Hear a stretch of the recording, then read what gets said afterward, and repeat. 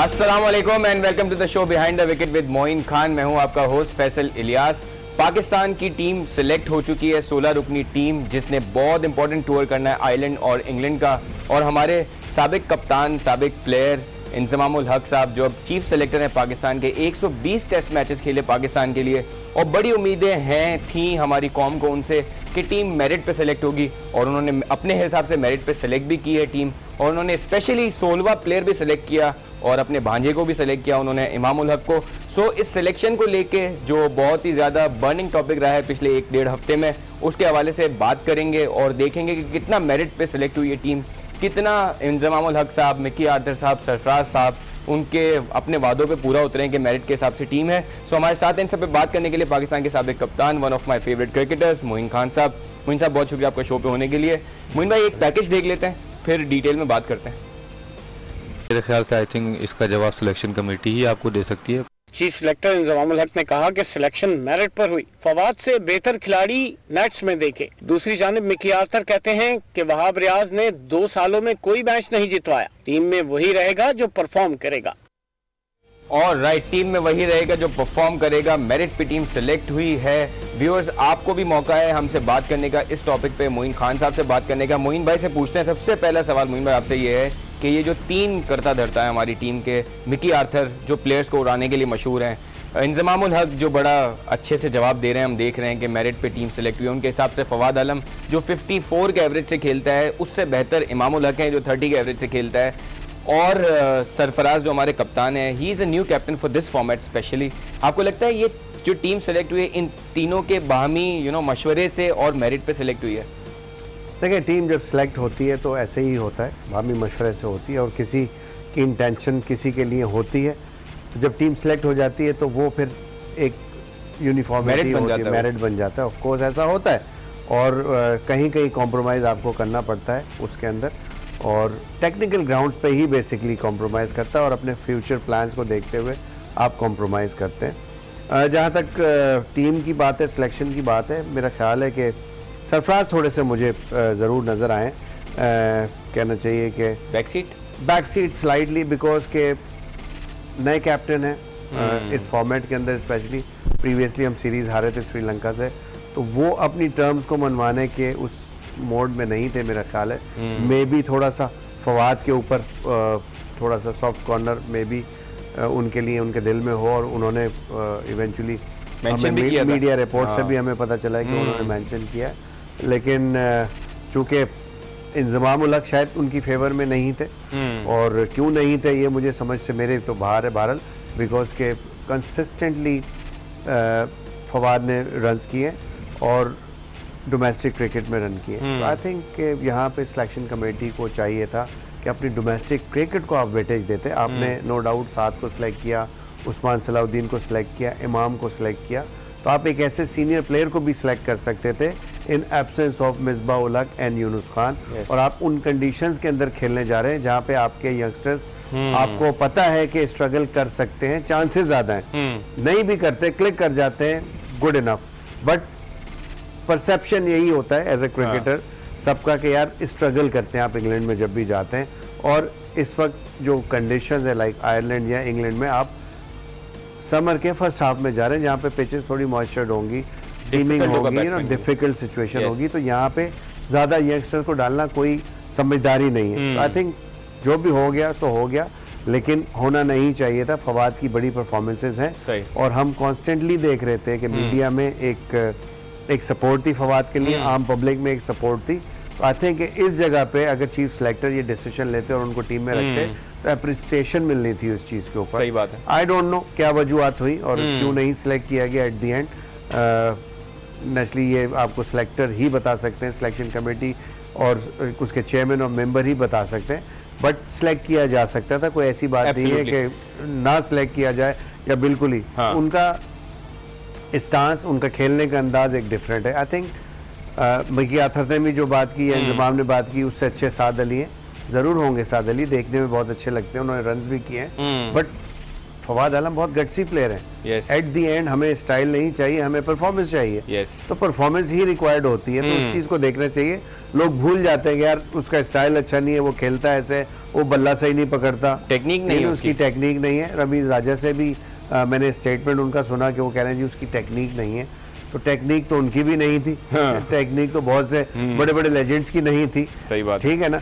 उन्होंने स्कोर किए तो उन्होंने कैसे स्कोर कर दिए, ये जरूर उनसे किसी ने सवाल करना चाहिए था, उनसे सवाल नहीं किया गया। एंड मोइन भाई हमने देखा है चंद्र पॉल को हमने खेलते हुए देखा है, हमने स्टीव स्मिथ को देखा है, who are the most successful players in test cricket. यही बात कर रहा हूं। देखिए किसी को सिलेक्ट करना ना करना क्रिकेटर्स के लिए बहुत इजी होता है। एक technical reason. If you allow us, एक कॉलर है हमारे साथ, कराची से कॉलर है।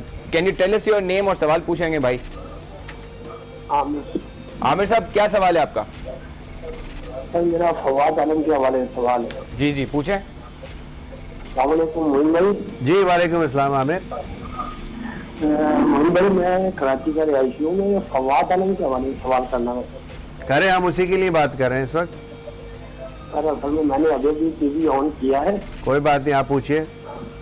तो फवाद आलम को सिलेक्शन के हवाले से बात करनी है। ठीक है ठीक है, समझ गए आप फवाद आलम के सवाल हम बात कर रहे हैं। मोइन भाई मैं आपसे एक सवाल करता हूँ। मोइन भाई मुझे बताएं कि हम इंजमाम उल हक जब हेड कोच थे अफगानिस्तान के और वो पाकिस्तान के जब चीफ सेलेक्टर बने हैं तो हमने सबने सपोर्ट किया, और एक चीज़ जो हमारे दिमाग में थी कि इस बंदे की इंटेग्रिटी कभी भी इन क्वेश्चन नहीं होगी। Whatever he is going to say, he is going to do it, he is going to prove it. हमने देखा कि जब उनसे ये सिलेक्शन के बाद बहुत सारे मीडिया पे सवालात हुए, उन्होंने जब बॉलर की बात हुई उन्होंने कहा Rahat Ali is more fit, more hard working than Wahab Riaz, तो हमने राहत अली को सिलेक्ट किया। सही है। जब बैट्समैन की बात हुई तो उन्होंने कहा कि हमने ये देखा कि 2019 का वर्ल्ड कप कौन खेलने वाला है, ये देख के हमने टीम सेलेक्ट की। तो फवाद आलम क्या दूसरे प्लेयर से ज़्यादा फिट नहीं है? क्या उसका एवरेज दूसरे प्लेयर से बेहतर नहीं है? सो अगर फिटनेस वाज द क्राइटेरिया जिस पर आपने राहत अली को सिलेक्ट किया तो फवाद आलम तो सबसे पहले as a fit batsman select होता, या शान मसूद जो है वो सबसे पहले आपका सिलेक्ट होता। सो डू यू थिंक कि ये इंटेग्रिटी पे थोड़ा सा क्वेश्चन हो गया है कि आप कैसे कुछ बात कर रहे हैं, सब बात कर रहे हैं। बहरहाल इंजमाम की अपनी सोच होगी, एक बहुत हाईएस्ट लेवल पे खेले में बड़ी कंट्रीब्यूशन है पाकिस्तान क्रिकेट के लिए, उनकी अपनी अपनी देखें सोच होती है। मैं कप्तान था, मेरी अपनी सोच थी, इंजमाम कप्तान अपनी सोच, इमरान भाई की अपनी सोच थी, वसीम भाई की अपनी सोच थी। आई थिंक कि इंसान को चीज़ों से लर्न करना चाहिए, रादर देन कि जब आप ये सोच लेते हैं कि आप ही सबसे समझदार इंसान है as a captain, as a chief selector या एज अ कोच, तो प्रॉब्लम्स आनी शुरू हो जाती हैं। Then you start going down rather than going up. कि आप जब सीखने की आपके अंदर जुस्तजू होती है तो आप हर दिन कोई नई चीज़ सीख रहे होते हैं। आई थिंक तो ये रहना चाहिए हमेशा, इंसान के मरते दम तक ये चीज़ होनी चाहिए, और अपने आप को हमेशा यही सोचना चाहिए कि मैं अभी भी एक स्टूडेंट हूँ, तो ये बड़ी इंपॉर्टेंट चीज़ें होती हैं। इंटेग्रिटी की मेरा ख्याल है कि ऐसी कोई बात नहीं है, लेकिन ये कि हाँ सिलेक्ट कर सकते थे, उन्होंने नहीं किया, उनका हक है। और बिकॉज के वो is a chief selector, he is in the commanding position, और वो आंसरेबल भी है ना लोगों को। Absolutely. अब लोग बात कर रहे हैं, और मोइन भाई बात ये है कि आपके आंसर लॉजिकल हो ना। आप जो बिल्कुल अभी जो वर्ल्ड कप की बात करें, टेस्ट क्रिकेट में आप उन प्लेयरों को नहीं भेज सकते जिनको आपने वनडे वर्ल्ड कप खिलाना है, आई थिंक उनके लिए आप कोशिश कर सकते हैं किसी काउंटी से बात करके, या तो काउंटी में भेज दें उनको, एग्जैक्टली आप किसी लीग में भेज दें उनको, आप उनको अवेयर करना है उन कंडीशन। भाई आपने बात की कि तो आप कैंप भी पहले लगा सकते हैं, महीने पहले भी इंग्लैंड में कैंप लग सकता है। ये तमाम चीज़ें होती हैं जस्टिफाई करने के लिए, बात करने के लिए, लेकिन मैं इन चीज़ों से जस्टिफाई जो लॉजिक्स हैं उसको समझ नहीं पा रहा भारत, कि जब आपको किसी को अगर नहीं सिलेक्ट करना तो आप कोई भी एंगल निकाल लेते हैं, रास्ता निकाल लेते हैं, और जिसको सिलेक्ट करना हो तो उसकी परफॉर्मेंस जैसा बंदा ऐसा करेगा तो हमारे दिल और टूटते हैं।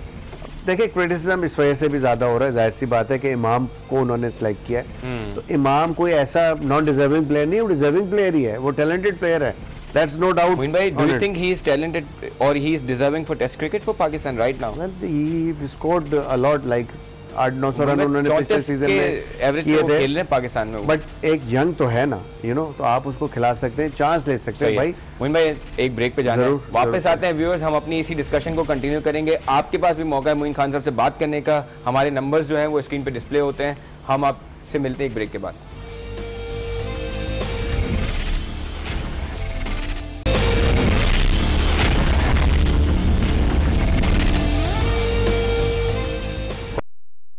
Behind the wicket with Moin Khan. Break पे जाने से पहले हम पाकिस्तान की जो टीम सेलेक्ट हुई है आयरलैंड और इंग्लैंड में जो टेस्ट मैचेस खेले जाने हैं उसके लिए, और इंग्लैंड में ओडीआईस भी होने हैं उसके हवाले से, लेकिन अभी टेस्ट टीम हमारी सेलेक्ट हुई है, 16 प्लेयर्स उसमें सेलेक्ट हुए हैं।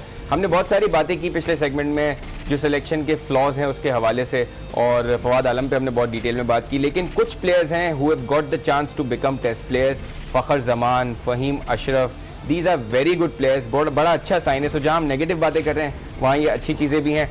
आप भी हमें कॉल कर सकते हैं, मोइन खान साहब से बात कर सकते हैं, अपने जो कंसर्न्स हैं वो रेज कर सकते हैं। लेकिन अभी हम एक पैकेज देखते हैं जिसमें फ़हीम अशरफ साहब टेस्ट क्रिकेटर बनने की खुशी में जो कह रहे हैं वो हम सुनते हैं और फिर बात करते हैं मजीद मोइन भाई से। ये तो हम कॉन्फिडेंट है कि पाकिस्तान टीम हराएगी इंशाल्लाह ताला इन सबको।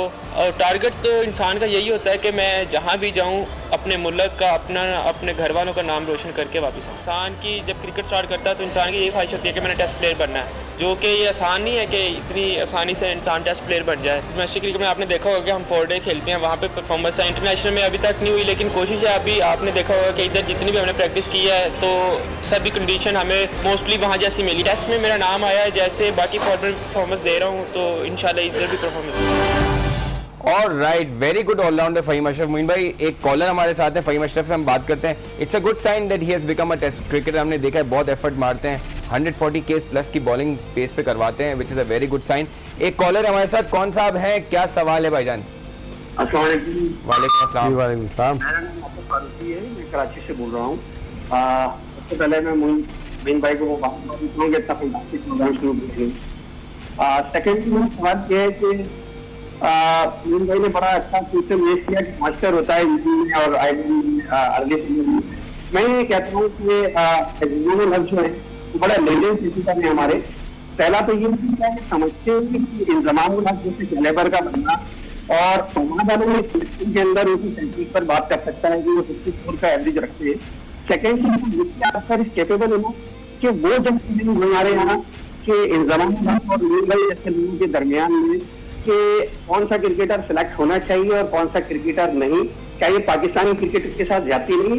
ऑलराइट अतर साहब, आपका सवाल हम समझ चुके हैं। हमने शायद इस पे ऑलरेडी काफ़ी सारी बात कर ली मोइन भाई के इस पे मैं सवाल कर लेता हूँ मोइन भाई आपसे। जैसे इंतजामुल हक ने कहा कि फवाद आलम से अच्छे प्लेयर्स हैं, साद आपके कैंप में थे कोयटा के, but he didn't get the chance to play any game.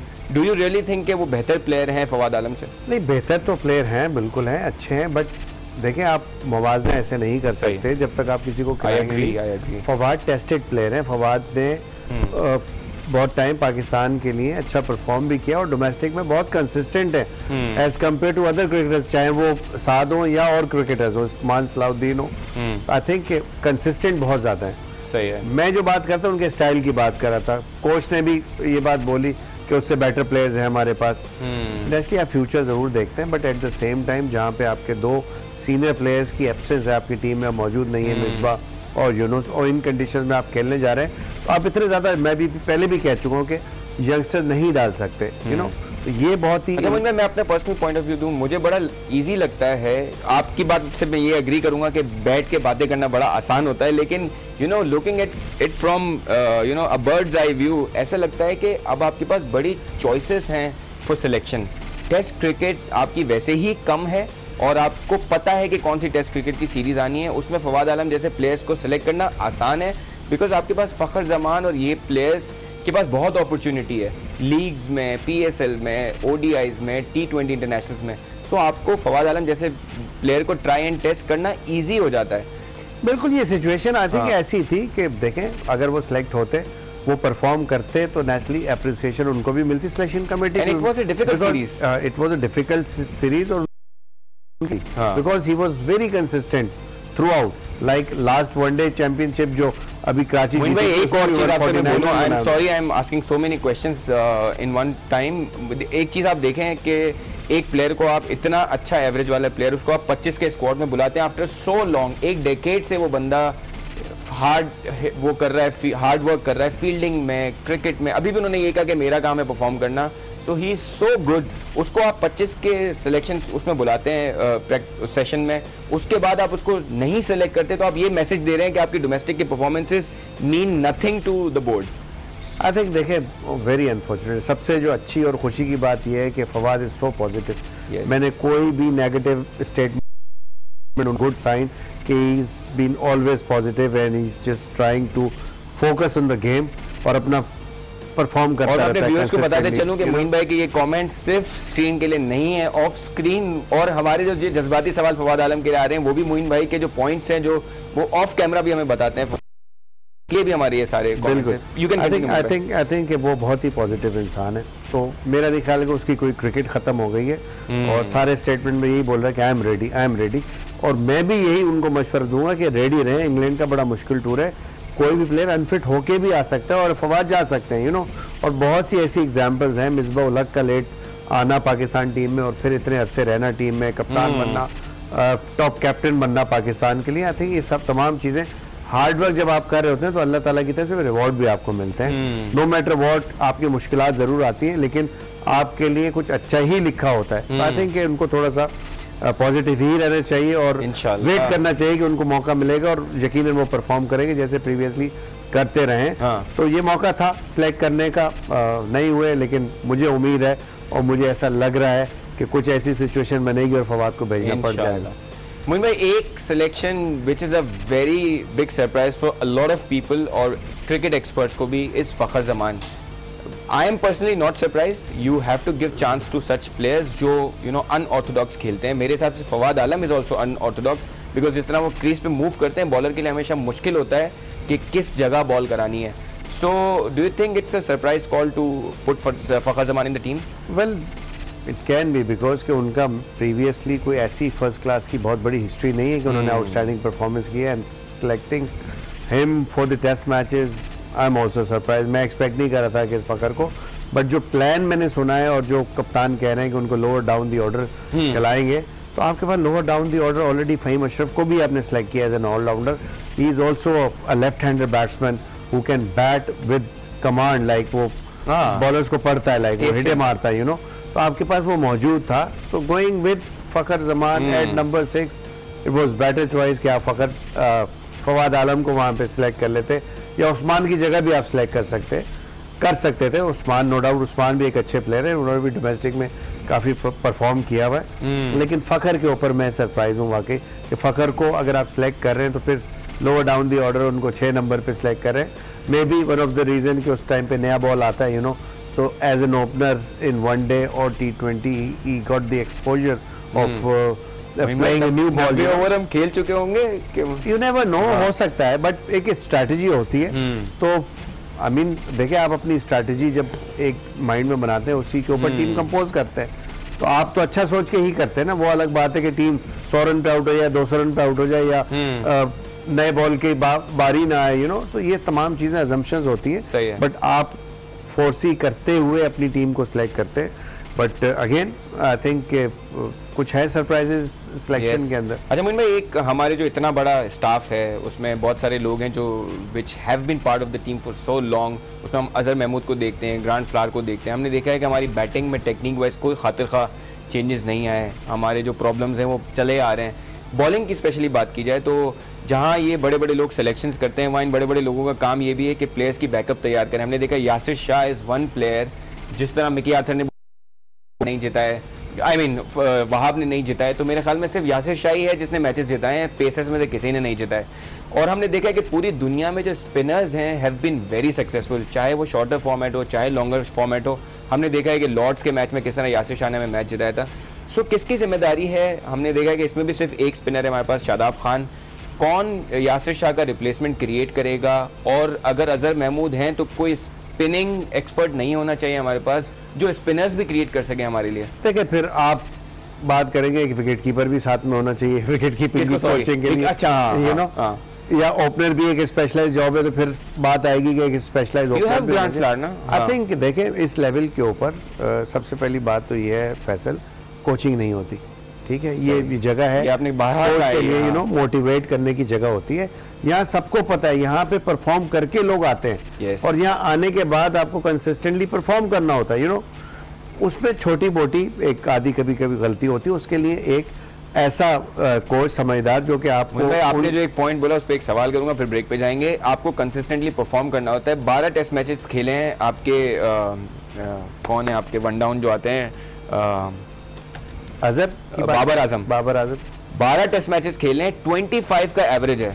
आप सोच सकते हैं कि वो player without any doubt is part of your team. इस पे जवाब लेंगे आपसे, लेकिन एक ब्रेक पे जाना है। हम बाबर आजम पे जरूर जवाब लेंगे कि 12 टेस्ट मैचेस में 25 के एवरेज के साथ वो पाकिस्तान के कंसिस्टेंट प्लेयर हैं फॉर टेस्ट क्रिकेट। इस पे बात करेंगे ब्रेक के बाद।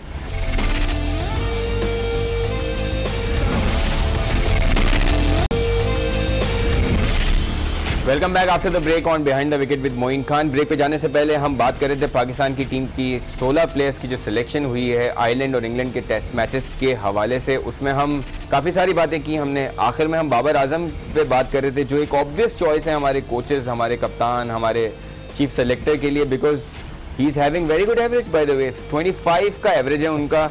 दुनिया में 50-55 चलती है तो कोई बात नहीं, 12 टेस्ट मैचेस में 25 के एवरेज के साथ ये ऑब्वियस चॉइस होता है ये बैट्समैन। मोइन भाई, do you think he is doing enough for Pakistan to be an obvious choice? Well of course not. जो एक्सपेक्टेशंस हैं उनसे, लाइक स्पेशली इस फॉर्मेट के अंदर टेस्ट मैचेस में उन्होंने परफॉर्म नहीं किया, बट अगर वनडे का रिकॉर्ड उनका या T20 का रिकॉर्ड देखेंगे या डोमेस्टिक PSL T20 का रिकॉर्ड देखेंगे तो आउटस्टैंडिंग रिकॉर्ड है। और as a technical so we are hoping कि उनका टेस्ट क्रिकेट का रिकॉर्ड अच्छा हो जाएगा। बिल्कुल, बिकॉज के ही इज अ पोटेंशियल क्रिकेटर, और यही वजह है कि वो ऑब्वियस, जो आपने बोला ना, ऑब्वियस चॉइस ही है। और मेरे लिए भी वो ऑब्वियस चॉइस है, बिकॉज एज अ क्रिकेटर मैं समझता हूँ कि उसके अंदर एबिलिटी है, he can perform any time, like कर सकता है। और उसका जो मिजाज भी है वो भी ठंडा है, बड़ा प्योर प्रॉपर क्रिकेटिंग शॉट्स खेलने वाला प्लेयर है। ऑल्दो मे बी आपको ना पसंद हो या लोगों को कुछ को ना पसंद हो, but he is a genuine cricketer, genuine batsman. और so if you were a selector, आप भी उसको बिल्कुल पिक करते हैं? बिल्कुल, कोई डाउट नहीं है। ठीक है। अच्छा मोइन भाई, अगर हम ओपनिंग स्लॉट की बात करें, we have chosen 4 openers for this series. आपको क्या लगता है who will we go with? आपको लगता है कि कुछ प्लेयर्स सिर्फ इसलिए सेलेक्ट किए गए वो टूर पे होंगे? आई थिंक 3 टेस्ट मैचेस हैं और साइड मैचेस भी हैं, 2 या 3 साइड मैचेस भी हैं। तो मेरा ख्याल है कि यही वजह है। अगर आप फ़खर को सेलेक्ट कर रहे थे तो 3 ओपनर सेलेक्ट करने चाहिए थे। सही। और अगर फ़खर नहीं होता तो फिर 4 ओपनर समझ में आते थे। तो आप फ़खर को भी चांस दे सकते थे as an opener, you know. तो मेरा ख्याल है कि 4 ओपनर ज़्यादा हैं इस टूर के लिए। और चूँकि ऑलरेडी आप यंगस्टर्स को लेके जा रहे हैं तो 3 यंगस्टर्स बहुत होने चाहिए थे। आप किसी को सिलेक्ट कर रहे हैं, इट मीन्स कि वो अच्छा है।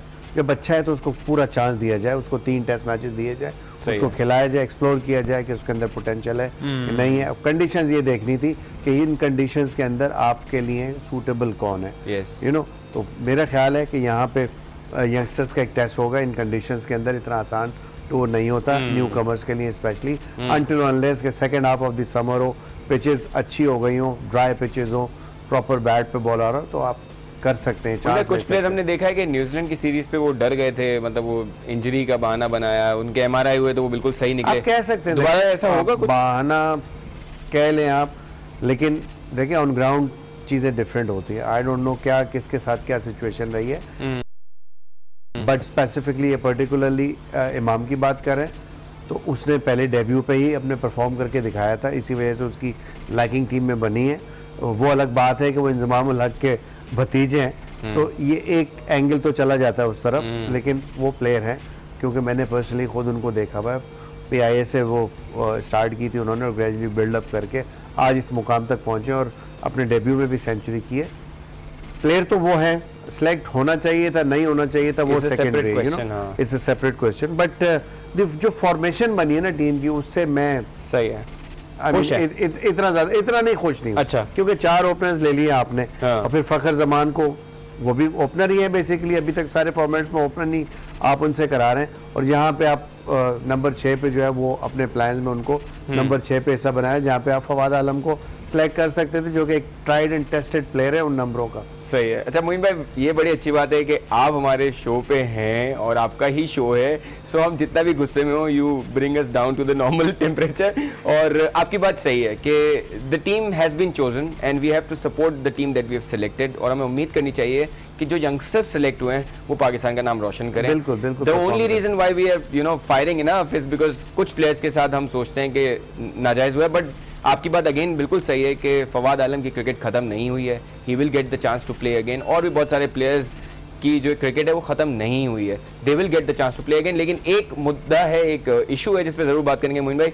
यूनुस खान जो हमारे बड़े सीनियर प्लेयर हैं, बड़े रिस्पेक्टेड प्लेयर्स हैं, 10,000 प्लस रन किए पाकिस्तान के लिए उन्होंने। हमने एक ट्रेंड सेट किया हुआ है कि हम अपने सीनियर प्लेयर्स की उनको नहीं देते जितना वो डिजर्व करते हैं। एक और इंसिडेंट हुआ जिसमें वो कोचिंग कोर्स के लिए नेशनल एकेडमी पहुंचे और जो उनके साथ हुआ उसके बाद जो उनका रिएक्शन था वो देखते हैं, उसके बाद बात करते हैं। यूनुस खान पीसीबी से फिर नाराज, रिहाइश के लिए कमरा न मिलने पर एहतजाजन कोचिंग कोर्स छोड़ गए। यूनुस खान कोचिंग कोर्स के लिए नेशनल क्रिकेट एकेडमी पहुंचे, जहां इन्हें किसी और के कमरे में ठहराया गया, जिस पर वो शदीद नाराज हुए और सोशल मीडिया पर एक वीडियो पैगाम जारी कर दिया। यूनुस खान ने कहा कि पीसीबी की दावत पर लेवल 3 कोचिंग कोर्स में शिरकत के लिए लाहौर आया, लेकिन यहाँ मेरे लिए कमरा भी दस्तयाब नहीं। किसी सीनियर ऑफिसर का कमरा दिया गया, दूसरे का कमरा इस्तेमाल नहीं कर सकता। मुझे कहा गया कि आप आज रात इस कमरे में रहें और उसके बाद जो है कल आपको जो है ना कल देखेंगे कि क्या सिचुएशन है। तो लेकिन मैंने ये फैसला किया कि मैं वापस जाऊं यहाँ से, क्योंकि मुझे नहीं लगता कि मुझे ऐसी जगह पे जाना चाहिए या कोर्स करना चाहिए। दूसरी जानिब नेशनल क्रिकेट एकेडमी के जराये का कहना है कि यूनुस खान को मंगल से शुरू होने वाले लेवल 3 कोचिंग कोर्स के लिए मदऊ किया गया है। इनकी एक दिन पहले आमद की वजह से कुछ मसला हुआ है। ऑलराइट, सो लुक्स वेरी अनफॉर्चुनेट कि इतने बड़े प्लेयर्स के साथ हम ये करते हैं। मोइन भाई, कैसे आप इसको सम अप करेंगे कि कितना बहरहाल जो भी हुआ नहीं होना चाहिए था, चाहे वो पीसीबी की तरफ से या यूनुस ने इसको मीडिया में सोशल मीडिया पे वायरल किया, इस चीज़ को होना नहीं चाहिए था। एट दी एंड इन नामों के साथ हमारे मुल्क का नाम आता है जी, ठीक है ना। यूनुस को भी चाहिए था, अगर वो कोर्स करने जा रहे थे तो अपने आप को उस लेवल पे लेके जाते। Very good point, you know, yes. तो फिर एज अ कोच ही अपने आप को ट्रीट करते। तो अब आप एज अ फॉर्मर कैप्टन अपने आप को देख रहे हैं एंड पीसीबी फैसिलिटेट भी कर रहा है आपको, भले किसी और का कमरा दिया तो रिस्पेक्ट में कमरा तो आपको मिला है ना। ये छोटी छोटी बातें, इतने बड़े प्लेयरों को इस तरह के छोटे इशूज़ को नहीं इतना ज़्यादा पब्लिक करना चाहिए और एक नेगेटिव इम्पैक्ट जाता है इससे, पूरे मुल्क का जाता है यार। Oh yes. ठीक है ना। तो ये इशू है, मेरी नज़र में बहुत सिली इशू है। हाँ, and it connects with your point that you always give. आप बारह आप बोलते हैं कि you have to learn every given day, और आपको अपने आप को उस लेवल पे रखना ज़रूरी है जहाँ से आप सीख सकें। भाई यूनुस खान को वहाँ लड़ाई हुई थी, वहाँ बल्ला बल्ला मार देते, ख़त्म करते ना केस को। पब्लिक क्यों कर रहे हैं इस चीज़ को? नाम जुड़ा हुआ है यूनुस खान का, जब नाम आता है तो पाकिस्तान का नाम आता है उसके साथ, पीसीबी के साथ पाकिस्तान का नाम आता है ना। तो थोड़ा सा इंसान को थोड़ा सा सोचना चाहिए कि अब मैं क्या करने जा रहा हूँ। यूनुस को भी ये चीज़ नहीं करनी चाहिए थी, पीसीबी को भी ये चीज़ नहीं करनी चाहिए थी। जो गिवन रिस्पेक्ट है वो देनी चाहिए थी। बट आप जब एज अ कोच जा रहे हैं, you are going to learn something, learn something, और आप एक कोर्स करने जा रहे हैं। क्या आपके साथ जितने भी लेवल 3 कोचेस करने वाले कोचेस थे उनको भी सेम रूम में ट्रीट किया जा रहा था, या आपको एलिवेट किया गया उनके ऊपर, या किसी और का कमरा दिया? तो इन तमाम चीज़ों को देखते हुए एक बैलेंस पर्सनैलिटी का ये काम नहीं है मेरा ख्याल है। जिस तरह के यूनुस खान है उनको नहीं जेब देती है। एंड वी आर होपिंग कि ये चीज़ें नहीं होंगी, दोनों तरफ से चीज़ें सेट होंगी। And I agree with your point के प्लेयर्स को भी थोड़ा सा नाम जुड़ा हुआ है, so we have to give respect to the country and to the board, क्योंकि उसी के साथ हम चलते हैं। और Younis Khan gets a lot of respect, he is part of one of the teams in PSL and you know we all love him. So जितना प्यार उनको मिलता है वो उस पे भी खुश होना चाहिए। बिल्कुल, रिस्पेक्टेड प्लेयर हैं पाकिस्तान के लिए। 2009 वर्ल्ड कप लेके आए हैं T20 का, उसके अलावा 10,000 रन करने वाले प्लेयर। शार्प क्लोजिंग का कहा जा रहा है, सो आपका शुक्रिया अदा करेंगे। आपने क्योंकि सिलेक्शन पे सारे हमारे सवालात का सही जवाब दे दिया, इसलिए हम कल के शो में ज्यादा सिलेक्शन पे बात नहीं करेंगे और मुद्दों पे बात करेंगे। Viewers, keep watching behind the wicket with Moin Khan. We'll see you tomorrow on the same channel, same time. See you tomorrow.